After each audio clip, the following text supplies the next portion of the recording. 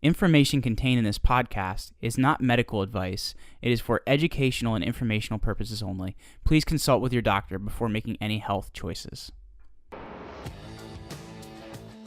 You're listening to the Take Back Your Health Now podcast, the show that interviews the top doctors, athletes, trainers, and entrepreneurs to help you find the holy grail of health.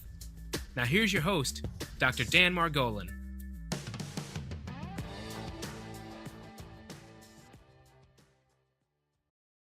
This is Dr. Dan Margolin with another segment of Take Back Your Health Now, where we pull out all the stops in search of health's holy grail. We have actually a little bit of a different show today. We're actually going to be talking a little bit about study technology, and things that many of us have not heard about before. But I think it's important that when we're looking at health, there's certain aspects to it that also help. In other words, education, helping people learn more is part of health, helping people be more successful in life. And so we're excited to have Mr. Jim Zwers. He's a highly sought-after speaker on parenting and education. Jim Zwers has spoken on topics of education in 6 different continents.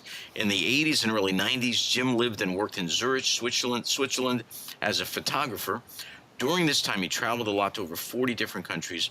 This world perspective helped Mr. Zwers gain a global understanding of people and various cultures.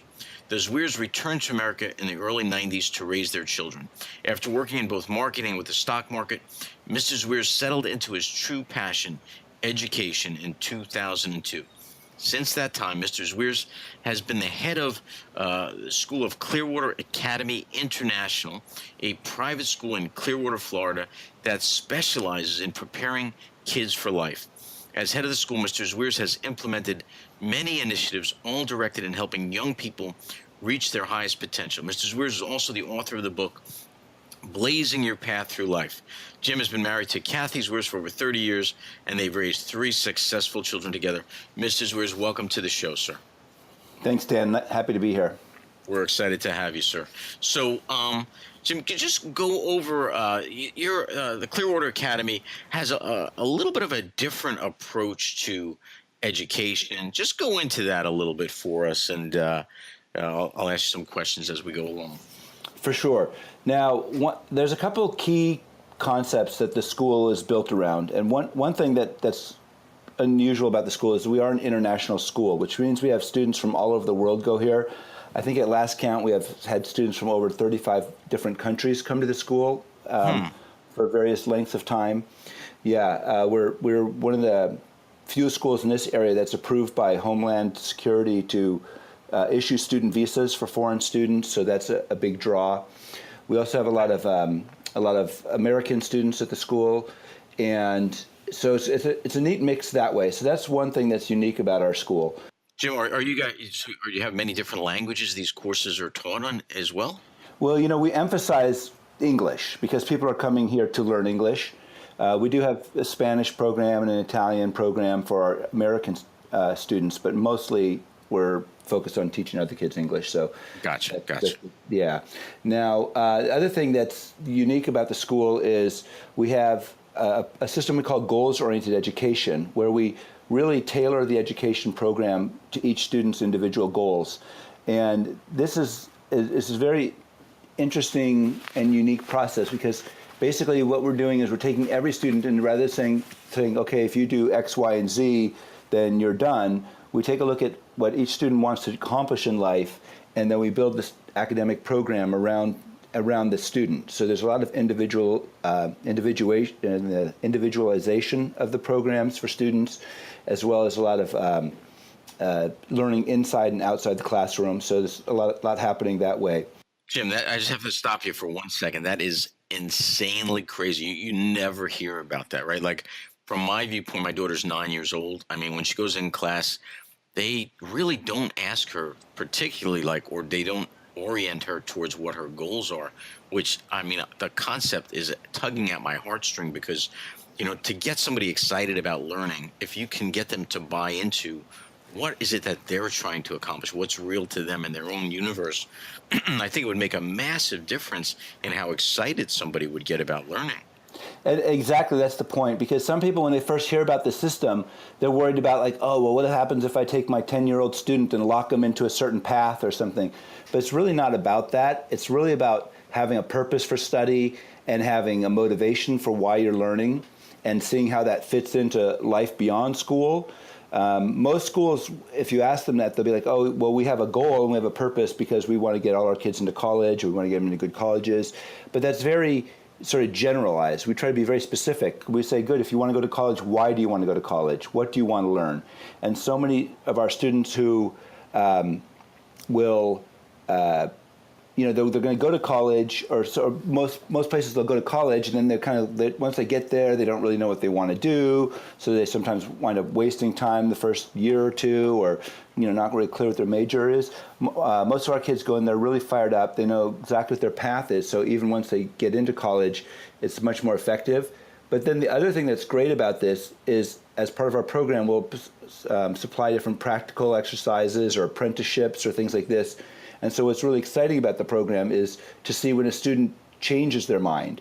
And we don't see that as a negative thing or a lack of persistence, but we say, great, now we gave the child or student a chance when they were young enough to make the mistakes, to try something out, to test drive a career or path and go, oh, that's not for me. And they find that out early, so they don't wind up wasting a lot of time chasing the wrong pathway. Yeah. Jim, I grew up in New York City. We moved out to New Jersey, South Brunswick, actually, when I was about 13. And I went to South Brunswick High School. And at the time, the school was relatively small. They didn't actually have enough room for all the students. So what they would do is one day in the week, it was called the SciPed program, where you would pick whatever career you were interested in. You would actually go work one day a week in that career. And over the years of high school, I got to actually experience being a veterinarian, being an ophthalmologist. I mean, I actually went to these different things one day a week, and it was a great experience because it gave me reality on what I actually wanted to become. And I often look back on that and think, man, what a great opportunity that was. But to hear you talk about that, I love that concept.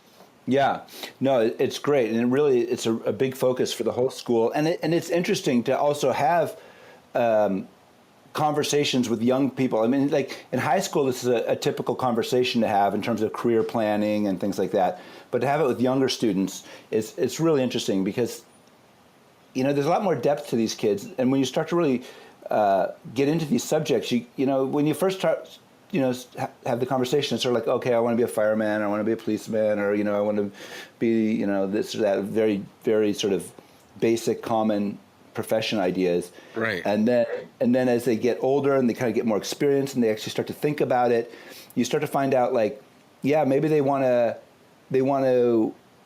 like, let's say the first thing they say, oh, I want to be a policeman. And then you kind of go, okay, well, why do you want to be a policeman? And they go, oh, well, I like to help people and this and that. And then you start to go like, oh, well, there's a lot more depth to there because then the student themselves start to realize, well, what I really want to do is help people. And there's a lot of different ways to help people. And they start to explore this at an early age, which is, it's pretty amazing, actually. It's a really fun process to watch. Well, I think it's great because it really flushes out who that person is and who they'll become. And when I've spoken with a lot of people that were highly effective, highly successful people. And one of the common themes I found is at some level, they sort of knew what direction they wanted to go in from an early age. And so having someone there to help flush that out, I think is awesome. Yeah, no, it's great. And then another component that's unique about our school is we have a sort of a, I don't know what you call it, but basically a concept which we call the Student Success Wheel, which basically, there's a quote I love, and everybody is a genius, but if you judge a fish by its ability to climb a tree, it will live its whole life believing that it is stupid.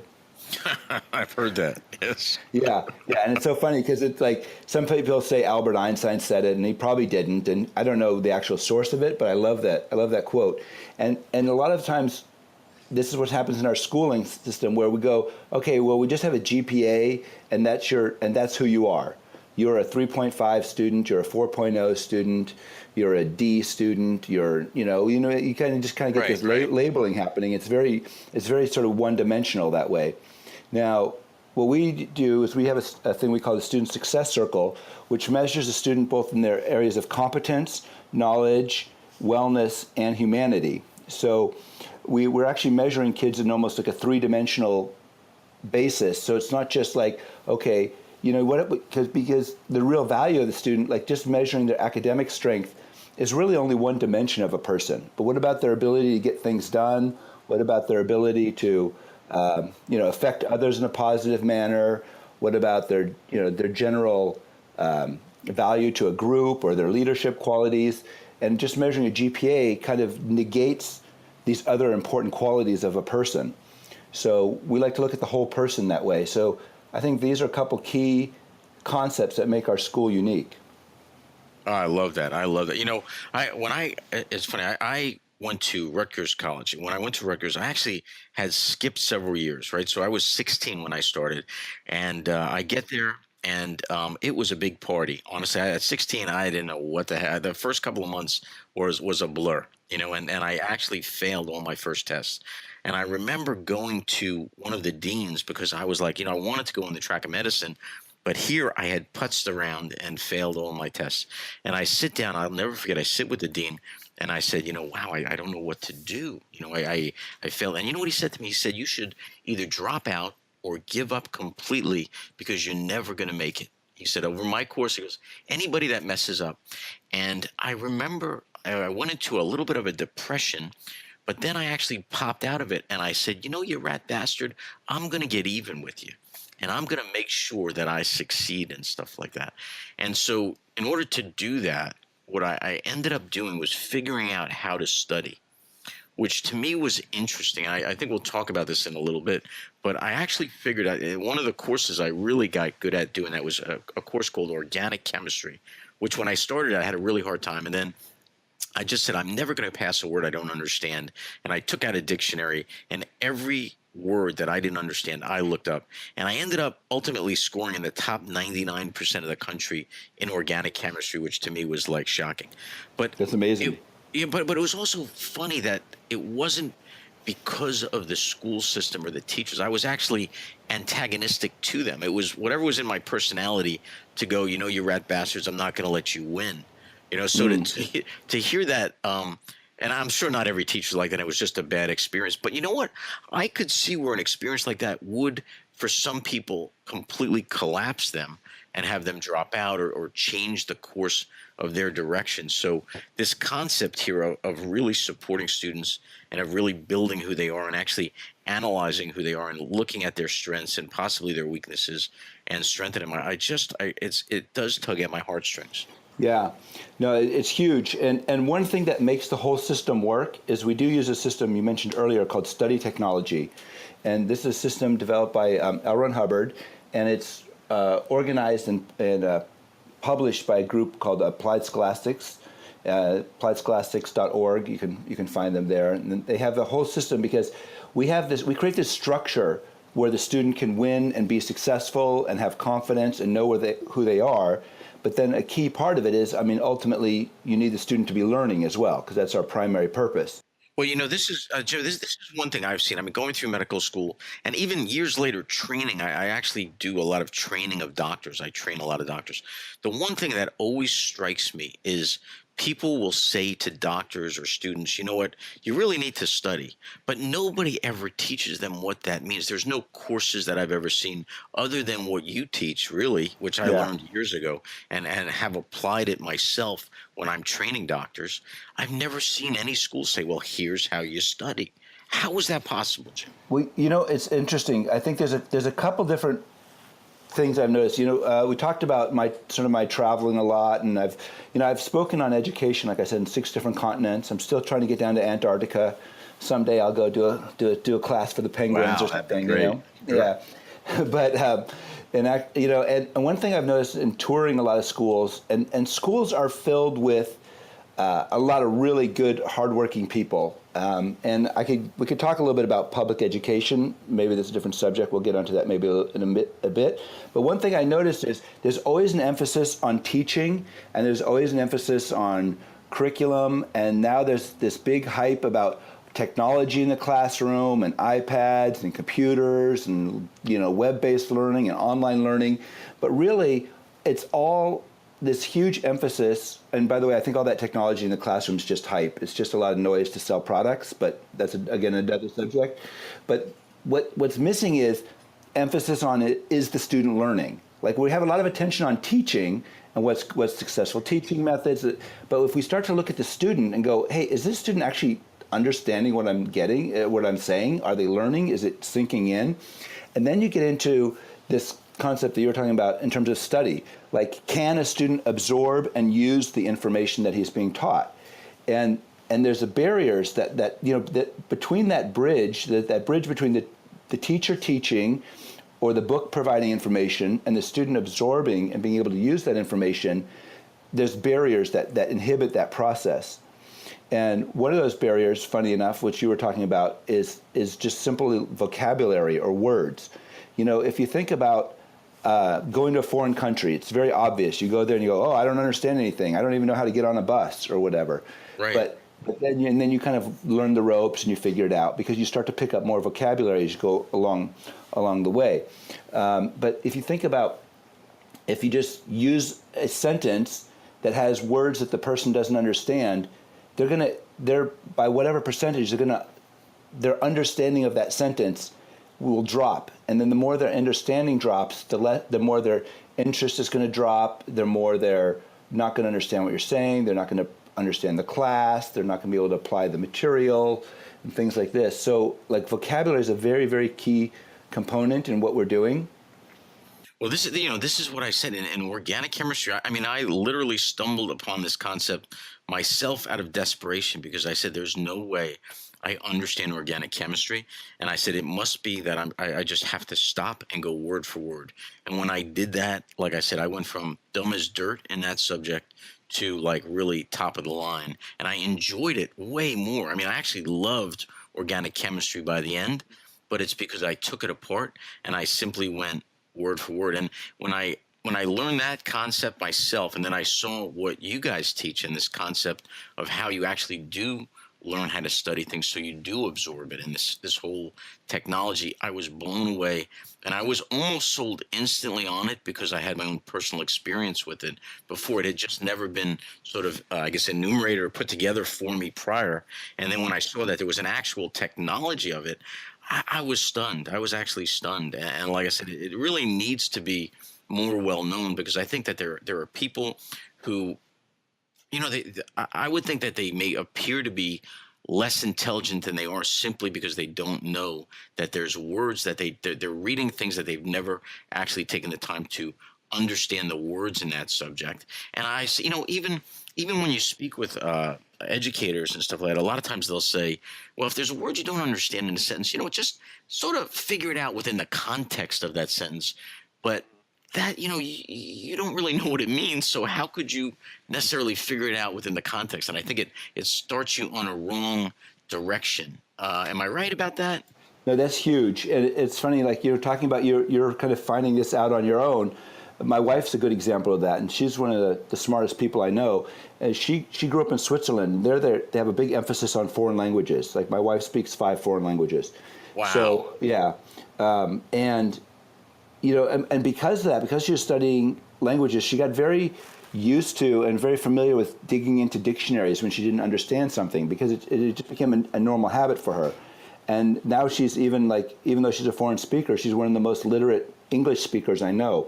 And it's that same thing. And there's another important part of this too, because that whole. So anyway, I would say there's 2 things I would say about that. One is, learning to use a dictionary is very tricky sometimes, because a lot of dictionaries are then just filled with other things you don't understand. And so you start to clear up the meaning of a word, and now suddenly there's 10 other words in the definition, and you just get lost, and you're like, okay, this is pointless. It's not helping me at all. So one thing that's important with what we do with our students is we teach them to use a dictionary at a young age, but then we also provide simple dictionaries at the school. So it's very important when one is kind of going on this path to improve their vocabulary and stuff, that they find the right dictionary, not just go pick up the biggest dictionary they can find, or they have like a lot of like collegiate level dictionaries and they're like, well, I went to college, so this is a good dictionary for me. Well, if you're not used to like really looking up your words like this, you need to start out with a simpler dictionary. And then another key point of this, and the key point why teaching a person to study is so important, particularly in the modern world, is because things are changing so rapidly, and there's so much more information we need to be able to absorb on a regular basis. Well, Jim, can I say one thing? Like, because it is funny, because if the only thing you ever came out of college or undergraduate school or kindergarten or whatever the lower grades are was the ability to study any subject, just the technology of doing that, I think that would set you up for life, because as things change, you'd be able to jump in, figure it out quickly, and survive better. And if you didn't know how to study and all you learned was some specific things, when they get outdated, you're done. I mean, am I right with that? No, that's huge. That's a huge point. And they talk about this all the time in terms of like having to retrain workers, or people basically being like technology, replacing different jobs in society, and then the only thing left for people to do are low level task jobs or service industry jobs or things like this. And it all comes down to ability to like teach an old dog new tricks, really, and to keep that mind flexible and active and alive. You need to be able to study, you need to be able to absorb new information, and that's this is the key, really. So clearing up words is an important part of it. The other part, a big part of it, is studying things at the right level for you, right? We call that studying on a gradient, like a pathway, an ever-increasing difficulty of path. And one thing about our school, we use a very increasingly popular method of education called competency-based education, and it's really sweeping the country in terms of what is that, Jim? I don't know what that is. So that is basically saying that before you go on to the next subject or the next level of a subject, you need to demonstrate competency in the lower levels. Huh. Okay. Yeah, and it's actually many schools are starting to do this, where they're starting to test outcomes, and you must get like a 80% or 90% on an exam before moving on to the next grade level or things like that. And it's really interesting, because if you think of building a house, this is kind of a common analogy, but if you don't have a foundation, or you don't have a good foundation on the house will never be strong. So if you take a subject like math, if you don't learn the basics of math, you're never going to really understand algebra, or you're never really going to understand geometry or other higher levels of math. So one of the key elements that we emphasize is like we expect 100% passing grade on every exam taken. And let's stop you right there. So you're expecting 100%. So what you're really saying is you're expecting people to be competent at levels that they should be competent. It's almost like if I was going to build a bridge, I mean, if I could only build 70% of it, but then jumped ahead to build a bigger bridge, there's a 30% chance that bridge is collapsing. So you're not letting that happen, basically. No, exactly. And you'll see this all the time, because we get a lot of students in our school who didn't grow up in our system, so this is a new concept to them. And they'll come in high school and they'll be frustrated, because we'll give them an exam and we'll be like, okay, you really never mastered fully like lower level math or sixth grade math or something like that. And so we're going to put them back, and we're going to fix the holes in their education, and then from there, they can progress really successfully. But the funny thing about that is that the students will basically, what happens is they come in, they think they're dumb at math. They're like, I'm bad at math. That's their solution to not understanding. They're like, I don't understand it, so I must be dumb at this subject. Right. I'm great at other things, but I don't understand this. You start to go back, you clear up what they didn't understand in previous grade levels. You clear up any misunderstood words, you clear up any misunderstood concepts.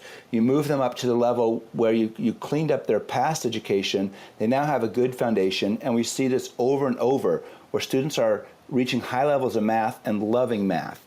Math is a subject that I would say probably 70% of people graduate high school and go, oh, I hate math, I never want to see it again.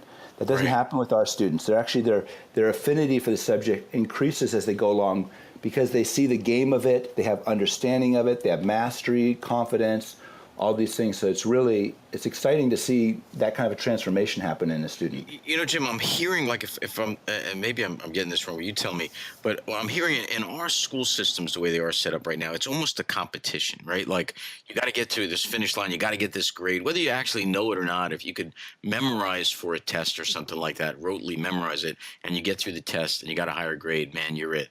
Okay, you're not saying that. You're actually saying, like, we're not in a competition. We actually believe anybody that is able to study, or that we can take back and just find out where they sort of had some misunderstood words, we can clear that up, and we can actually get them to a whole understanding of whatever subject it is. I mean, it seems to me like you're putting a lot more faith in people than the other way around. Is that right? That's I've never thought of it in those terms, but one of the things I saw when I was as an extreme example, I saw this when I was touring schools in China a few years ago. And one of the things I noticed there, that's very well known, is like, okay, if you don't get good marks in your grade school, then you don't get to go to the good middle school. And if you don't get good grades in the good middle school, right, then you don't get to go to the good high school. And it's a very Darwinian process. It's very much like saying, okay, we're going to find out who the smart kids are and who aren't. And those are the kids that have the opportunities, because then if you go to a good college, then you get the good jobs, and you're kind of like putting this emphasis on like your grade school success determining your whole future. And the couple of problems with that. One is, it really only rewards those that are good at taking tests. So that's one thing right, that's wrong with the system. It's not really a measurement of success. Sometimes it's a measure of listen, I've met a lot of people that are highly educated that have no common sense. Like, you wouldn't particularly hire them to do a job. I mean, they may be able to pass the test, but they're not able to actually function effectively. I've just seen that so many times over and over again. And there's this nervousness, sort of like, as you talk with education systems and you look at like how college entrance works and things like this, and there's this nervousness that goes with like, oh, we got to make sure we got the right people or the best people or something. And the thing is, imagine you're buying a car and you go, okay, I'm going to go buy a Ford, and I'm going to go get I'll get this, this car made on Tuesday has a C grade, and this car made on Thursday has an A grade, so okay, we're just going to go with the what I mean? What I'm trying to say is, like, imagine any other industry that said, well, okay, we're going to pass you with only 70% of the knowledge, only 60% of the knowledge that you're supposed to acquire. So there you go, all done, and we don't have any more responsibility for it. Listen, I've seen this with staff members that have come on board here, and you're so frustrated with them because they're not getting it, and sometimes in the heat of it, you let them go, right? And sometimes what you do is you sit down with them and you say, look, let me just take the time and put it into you. And what I find is the ones that you really sit down and you go through what they're expected of them, you make sure there's no words they don't understand, whatever you got to do, they become these awesome people. It was just a little bit slower getting them up to the point because of whatever past failures they had. But at the end of the day, they were as equally good, if not better, than some of the people that initially came on board that were more educated or whatever it was. I mean, and it's just putting faith in these people and not throwing people away so quickly. Yeah, no, that's totally true. And again, it comes back to, like for us, your academic success is only one determiner of your success in the future. So then we also emphasize other things like competence through sports and teamwork activities. We have like a first aid program and different programs we have at the school to build up competency, fitness, wellness, all these kind of things that actually together equate to a higher level of success. Ethics is one of those, ethics and morality, other than discipline, which is a very different thing. I mean, in terms of knowing how to make the right decision in the right circumstances, it's sort of a lost subject in itself, When you're saying ethics, could you explain that a little bit? For sure. And it's basically, in our terms, it's part of it is just doing the right thing at the right time, in simple, putting it in simple terms. The other thing is like looking at the long-term consequences of your actions, as a student. Wow. Wow. Yeah. Powerful. Yeah. No, it's important thing. And then because what's happened a lot is ethics and morality have dropped a lot in the school system and in society in general. and then kids act up, or kids don't have discipline, or they don't have good parental role models, and then the next solution becomes, giving psychotropic drugs to kids to control behavior. And that's really what's happening. Is we've removed a lot of ethics and discipline from society and from the schools and things like that, and then we're replacing that with chemical control. Unbelievable. You know, Jim, this is a powerful interview because it's so different. Honestly, it's just so different from what we hear. And I'm trying to bring people and guests in that have a different perspective than I think most people are used to. And I think this show today, for you listeners, should share this because, again, this is information you're not hearing anywhere else. And I so appreciate it. And Jim, I'm just going to, as we get towards the end of the show, I always ask my guests what they think the holy grail of health is. So we're spinning this a little bit. We're probably putting you on the spot a little bit. But if I were to ask you just in terms of what you're saying, like in terms of the education health or whatever, what do you consider the holy grail of health to be? Like for us, we actually emphasize fitness in the school, physical fitness and health and stuff like that. It's one of the things we do emphasize. But then looking at the person as a whole, to me, being healthy means also being mentally healthy, which means also being happy. And a big part, staying strictly on the subject of education, you're not going to be happy if you can't be successful. And education and being able to learn new things and stay up to date with things is a big part of being successful, which equates to a lot of happiness. So that's how I'd tie that in. Jim Zwers, a very powerful interview. People that want to get in touch with you, find out more about what you do, how would they do so? Sure. They can find me through clearwateracademy.org. I'm also on Twitter at JimZ1000. And you could also email me directly, jimz@clearwateracademy.org. Jim Zwers, thank you so much for coming on the show. Greatly appreciated. Great. Thanks, Dan. Enjoyed it. This episode is sponsored by New Jersey Foot and Ankle Center in Oradell, New Jersey. Remember, when you have a foot problem, you've got a foot doctor in the family. Weekend and evening appointments are available. Call us at 201-261-9445. Once again, that's 201-261-9445. Thanks for listening.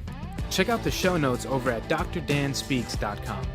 If you're loving the show, head over to iTunes and leave us a review, and we'll catch you next time.